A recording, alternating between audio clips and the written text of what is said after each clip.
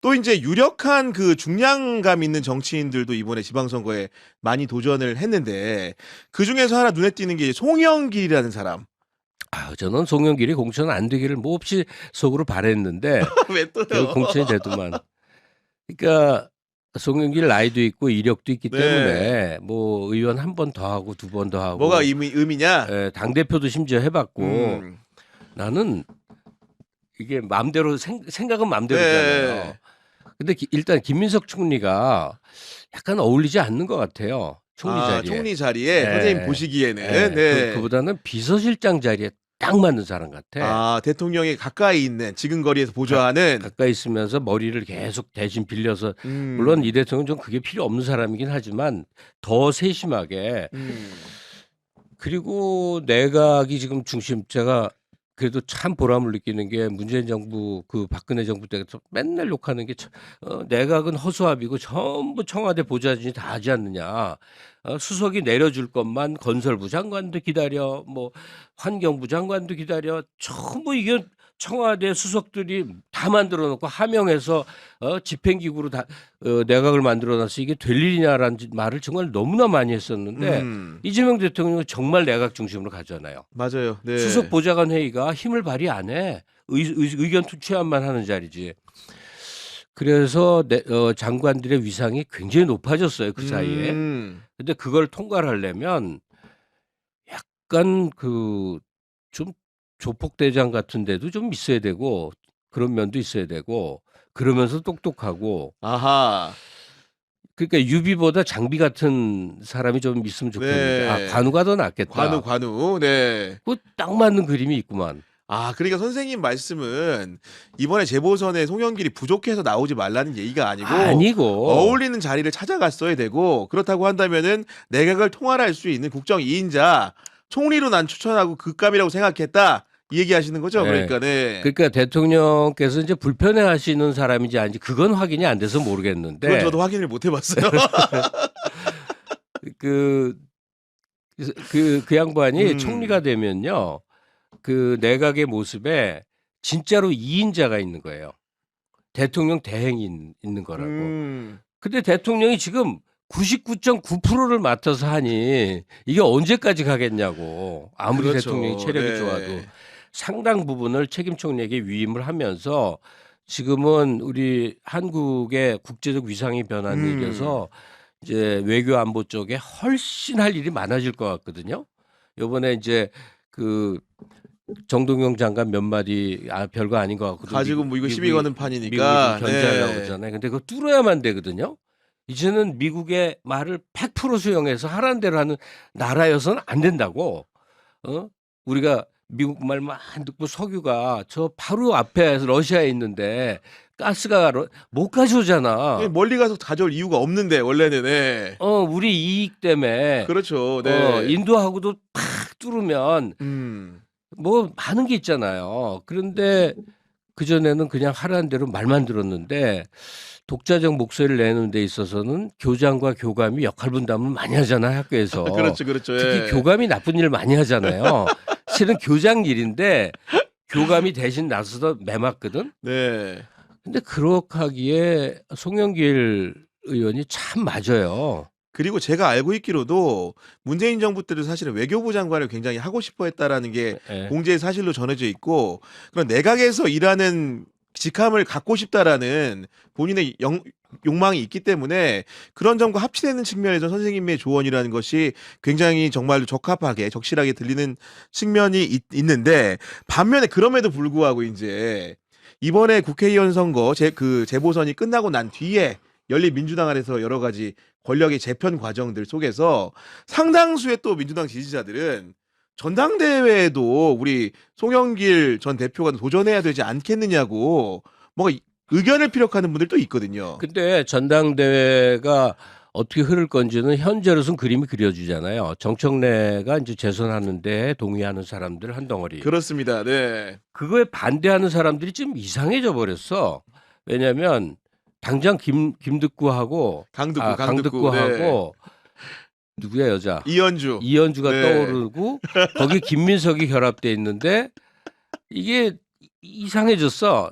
나쁜 쪽에 윤어게인이 아니라 뭐야 뉴이재명 나쁜 쪽에 뉴이재명이 사실 굉장히 건전한 말인데 여러 가지를 안고 예, 있어. 예. 그런데 이상하게 됐어 음모론적인. 근데 송영길이 거기에 덜컥 얹히잖아요. 바보야 그러면. 근데 원래 송영길이 좀 바보래요.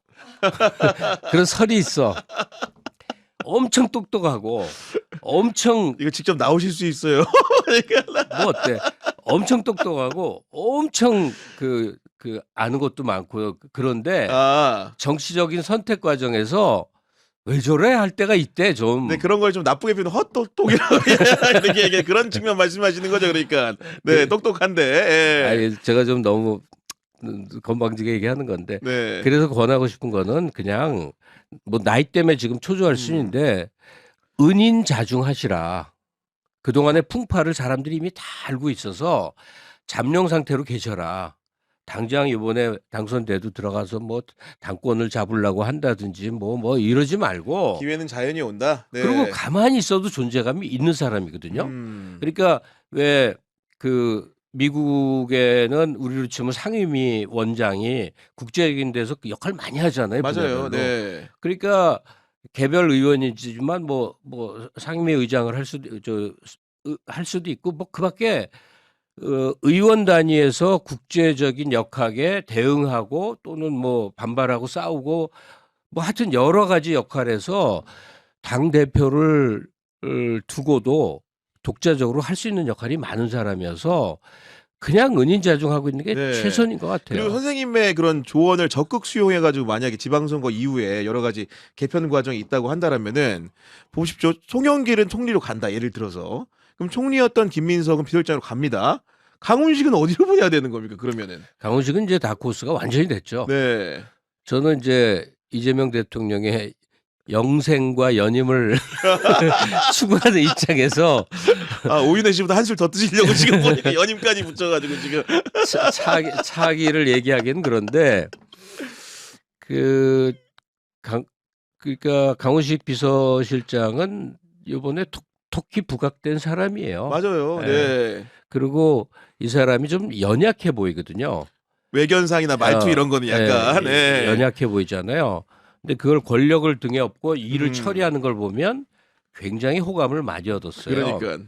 그러니까 유력 그 사람이 무엇에 쓰이건 앞으로 최종적 국가 리더, 국가 지도자의 반열에 서 있는 유력 자원이 된 거예요. 아하. 그러니까 그러면 지금 뭐 줘야 돼? 뭐 줘야 되나? 의원 하고 있으면 되지. 의원이 안 되는구나. 이제 안 되니까 이제 의원이 안 되는구나. 네, 사퇴를 한 상황이기 때문에 그러니까 이제 사실은 본인도 뭔가 좀 이렇게 역할을 줘야지 차기로도 이제 거론이 계속 꾸준히 될 수가 있다 보니까 둘 보내면 그 한 수가 좀 어려워진다는 상황을 좀 말씀드리는 겁니다 지금. 네. 뭐 몰라요 그것까지 뭐. 강훈식의 운명은 스스로가 개척해라 그러니까. 네. 알아서 개척하세요. 뭐. 아무튼 그런 생각이 좀 드는 거고 뭐 민주당의 이제 유력 자원들에 대해서 저희가 면면을 좀 이렇게 얘기를 해봤는데 국민의힘 얘기 그래도 안 할 수는 없으니까 여쭤봅니다만은 일단은 선거 이후에도 장동혁 체제는 유지가 될 것 같으십니까? 너무나 뻔한 질문 드렸나요? 예. 그래야만 되는데 이렇게 갈 것 같아요. 그냥 아주 간단히 말하면 보수 3당 체제가 될 것 같아요. 보수 3당 체제가 된다. 네. 그러니까 국힘에 잔존하는 장동혁과 윤어게인. 그게 왜 그러냐면 그 130만 당원이라고 그래요. 근데 선거를 하면 그 장동혁이 이기잖아요. 그 이유가 뭐냐면 그 윤어게인 과정, 그러니까 윤이 탄핵돼서 어쩌고 저쩌고 하는 과정 동안에 젊은 층들이 대거 입당을 했어요. 그게 30만쯤 된대. 네. 근데 그 사람들이 전부 짠물이야. 그러니까 극렬한 사람들이고 극우적 시각을 가진 사람들이에요. 그러니까 이 사람들이 모든 투표에 참여하고 일치 단결을 보이는 한 이쪽이 계속 투표로 이길 수밖에 없는 거예요. 그러니까 장동혁이 아웃돼도 어느덧 장동혁이 또 당대표가 되는 구조라고. 장동혁이 사라져도 제2의 장동혁은 또 나온다. 네. 그래야만 후보가 될 수 있다고. 그러니까 이미 국힘은 합리적 보수 정당의 성격을 현재로서는 가질 도리가 없어요. 그 열성 당원들 구성 때문에. 그러니까 원래 전통 보수 정당을 그리워하는 그들이 힘이 있었던 때 한나라당 시절을 그리워하는 사람들은 이 2년 후 총선을 바라보건대는 이대로 가면 진짜 108석이 아니라 88석, 68석으로 떨어질지 모른다는 아. 그 위기감은 아주 절박할 겁니다. 더구나 이제 결론을 돼야 되겠지만 이번 지방선거 때 만약에 그 영남 전체에서 상당한 정도로 패배를 한다면 패배를 해서 민주당이 가져간다면 그건 뭐 거의 더 말할 게 없게 돼요. 그러면 내가 국힘당 의원이어도 가만히 있겠냐고. 그렇죠. 뭐라도 바꿔보려고 하겠죠. 예. 그러니까 지금 그 윤어게인스럽게 구조화돼 있는 현 지도 체제와 다른 거를 할 텐데 다른 체제가 들어설 수가 없어요. 선거를 통해선. 그 정당 안에서는 안 적어도 돼요. 예, 예. 안 된다고. 분당으로 가는 수밖에 없을 것 같아요. 분당으로 간다. 그래서 네. 보수 3당 체제라고 하셨는데 보수 3당 중에 하나는 그럼 개혁신당을 얘기하시는 걸 거 그렇죠, 아닙니까? 그렇죠. 근데 예. 이준석 후보가 그래도 나름대로 머리 쓰는 사람으로 알려진 이 판에서는 예. 이번 선거판에서는 개혁신당이라는 데가 존재감 자체가 거의 없게 느껴져요. 조국 혁신당은 조국 후보라도 후보에 나왔으니까 계속 물망에 오르고 이름이 거명이 되는데 개혁신당은 도대체 어디서 뭘 하는지 잘 모르겠거든요. 근데 예. 그 제가 뭐 이준석 씨의 마음속을 다 알진 못하겠지만 때를 보고 있지 않을까 싶은 게 지금은 지각 변동이 불가피하게 일어나는 시점이에요. 그럴 때 덜컥 이제 액티브하게 행동을 했다가는요. 그냥 어느 한 측면에 몰로 이렇게 내몰릴 거예요. 본인도 알 거예요. 그 펜코 중심에 쉽게 말해서 일베스러운 사람들의 열광을 받아서는 국가 지도자가 될 수 없다는 걸 네. 톡톡히 느꼈을 거예요. 음. 그러니까 현재 본인의 의원직과 당을 속히 말해도 유지하는 가운데 아직 젊으니까 상당한 정도 몸을 빼고 시간을 벌 거예요. 아, 축적을 통해서 후위를 시간을- 도모한다. 예. 네. 그래서 보수가 재편되는 시기가 여러 차례 거쳐 올 거예요. 한 차례 뭐 딱 끝나질 않아요. 그래서 아마 김무성 같은 사람이 리더를 하면 보수 그 정통 보수 재건이 상당히 좋아질 거예요. 한동훈이 뭐 출마하면서 정통 보수 재건한다고 하는데 말도 안 되는 소리지. 그러면 뭐야 검찰 세력이 다시 복권하겠다는 거야. 아니 윤하고 자기를 다른 사람으로 자꾸 얘기해. 유일무이한 자기의 정치적 자산은 윤이 갑자기 장관 시켜주고 대통령 돼서 장관 시킨 거다. 네. 당 대표 만들어준 거 아니에요. 그 외에 어떤 것이 있다고. 그러니까 그 더구나 그 한동훈을 두고는 내부에 격렬한 이 싸움이 있잖아요. 네. 근데 이 한동훈이 합리적 보수를 대변해서 뭐 당을 재건하고 한쪽 이게 거의 구성된 사람들이 말도 안 되는데 제 생각에는 그러니까 지금 그 사림에 묻혀 있는 그 자원은 많이 있거든요. 음. 그래서 하여간 이 윤어게인스러운 장동혁스러운 현 국힘당, 공화당스러운 그러니까 한나라당스러운 보수 정당, 그다음에 개혁신당 3당 보수 3당 체제가 상당한 정도로 갈 수밖에 없다고 생각해요. 저 한동훈 그 후보 얘기하시니까 저도 하고 드리고 싶은 말씀이 부산 북갑에 지금 한동훈 후보 출마해 있잖아요. 그리고 이제 국민의힘 색채로는 박민식 후보가 있는데 두 사람이 놀랍도록 상사성이 있죠.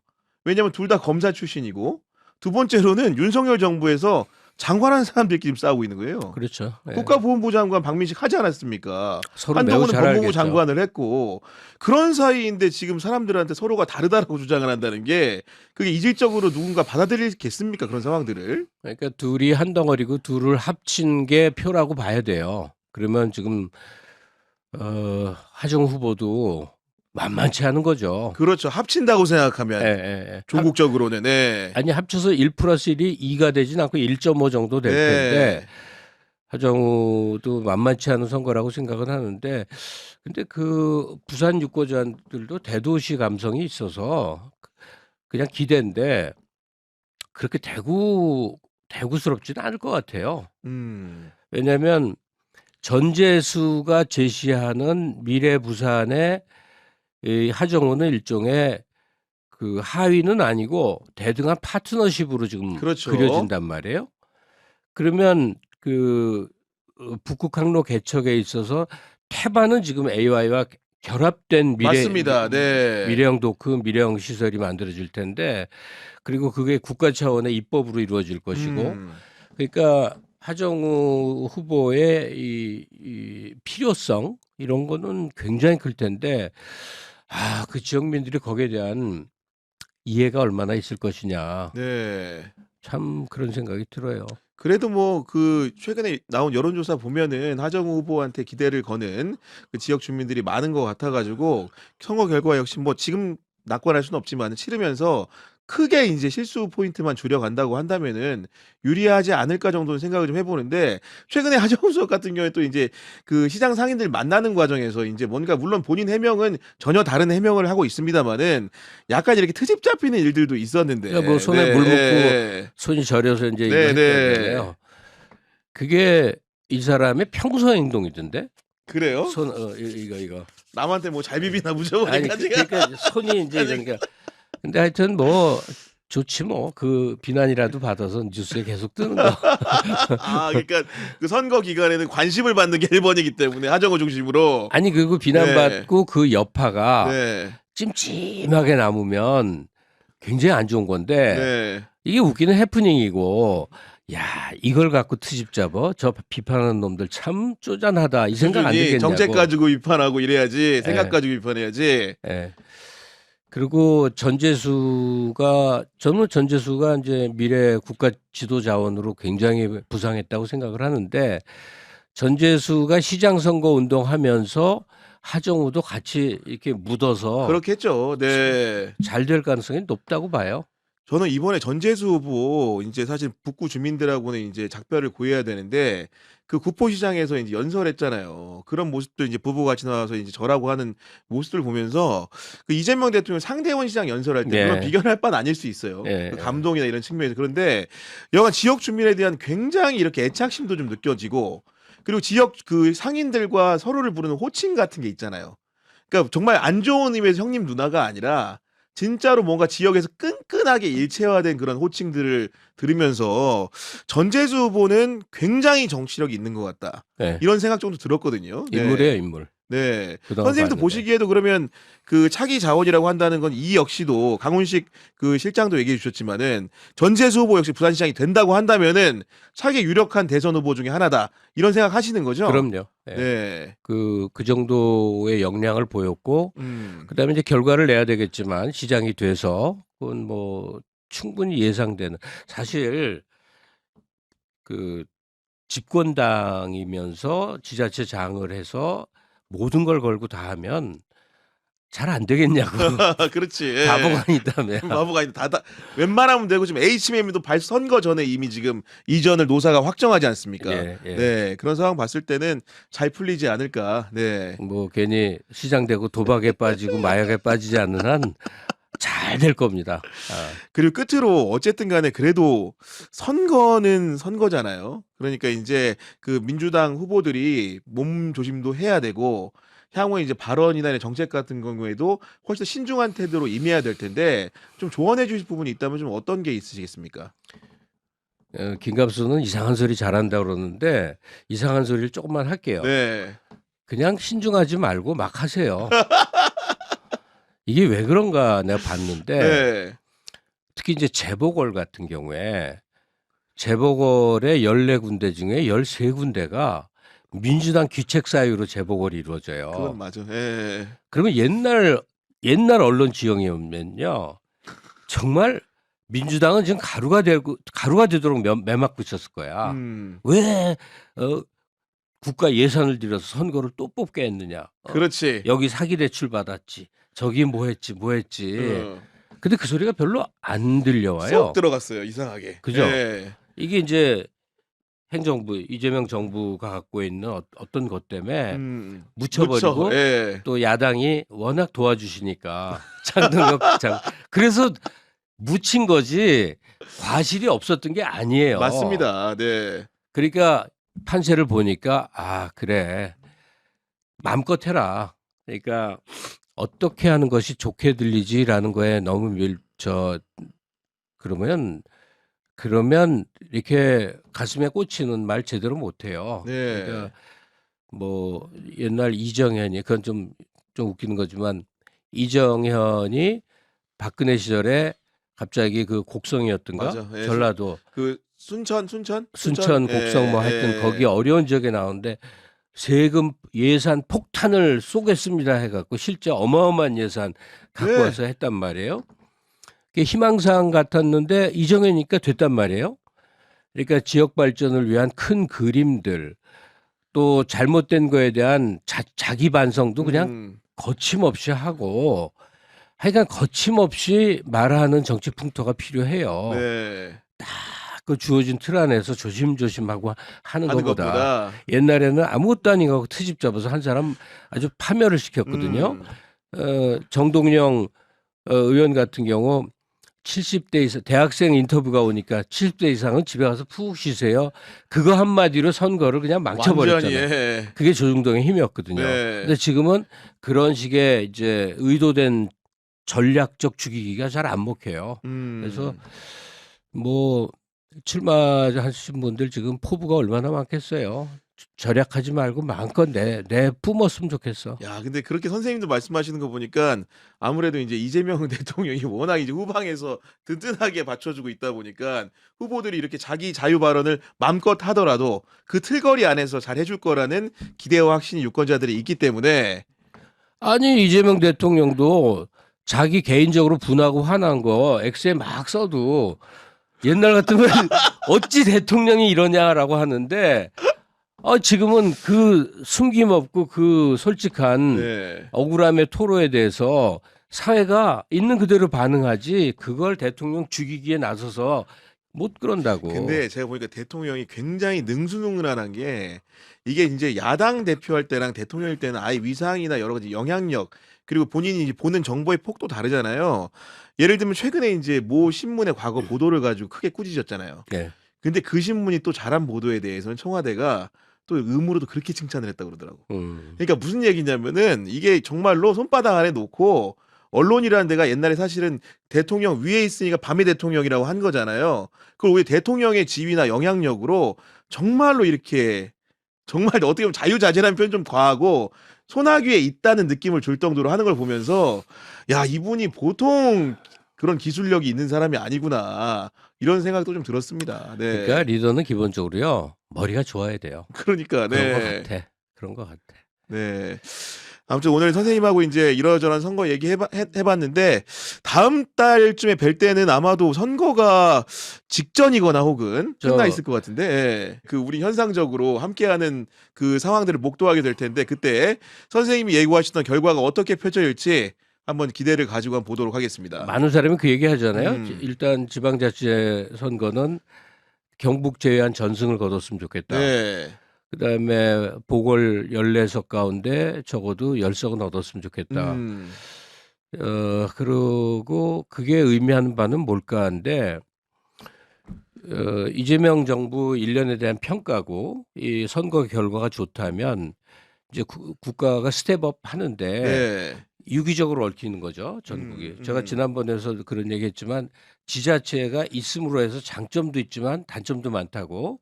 그 단점은 뭐냐면 지자체가 개별적으로 자기 사업을 하면 중복도 많고 헐 필요 없는 것도 돈 쏟아붓고 이상한 일이 자꾸 생기는데 이재명 대통령은 모든 시선이 전국 단위 그중에도 지방으로 많이 가 있는 사람이에요. 그러면 전국의 지자체 장이 다 민주당 사람이어서 굉장히 정책 협약이 잘 되는 구조라고 한다면 분업을 시킨다고. 예산은 딱 틀어지고 있는데 예산을 그냥 주고 알아서 하시오보다는 적어도 과학기술 쪽에 어디에 네. 어디 쪽은 친환경 쪽에 뭐 어디 쪽은 뭐 패션 중심지에 어디 쪽은 뭐 이렇게 분화를 시키고 정책협약이 잘 된다면 국가 예산이 매우 효율적으로 쓰이고 그리고 우리는 나라의 규모에 비해서 난 예산이 참 적다고 생각하거든요. 지금 700조잖아요. 맞아요. 예. 근데 경제 규모에 비하면 굉장히 그러니까 국가가 작은 거예요. 인원만 따지지 않고 예산을 봐야 되는데 이재명 정부 시대에 한 1000조, 1200조 예산 확보를 하면서 경제가 돌아가는 중심축이 하나가 돼서 네. 굉장히 많은 걸 할 수 있을 것 같은데 그거를 맨날 서울에서 말도 안 되는 거야. 전국 단위에서 정말 멋있게 한번 4년 동안 일을 벌여볼 것 같아요. 네. 세계적인 도움 구장도 없는 일 이런 게 어디 있어? 전 세계 뮤지션들 다 오고 싶어 하는데 그것도 하면 또 눈치 보일까 봐 안 하는데 아니라고. 그거 국가 예산 반, 지자체 예산 반에서 경기도 어디에 그냥 하면 되죠. 엄청난 거 네. 한강변에도 그 자리 많고 그런 것들은 또 안 하려고 그래. 예, 하여튼 그 이재명이라는 청명한 지도자를 우리가 만났는데 그 효능감을 최대치로 끌어올릴 수 있는 기대를 모으는 게 이번 지자체 선거다. 네. 생각합니다.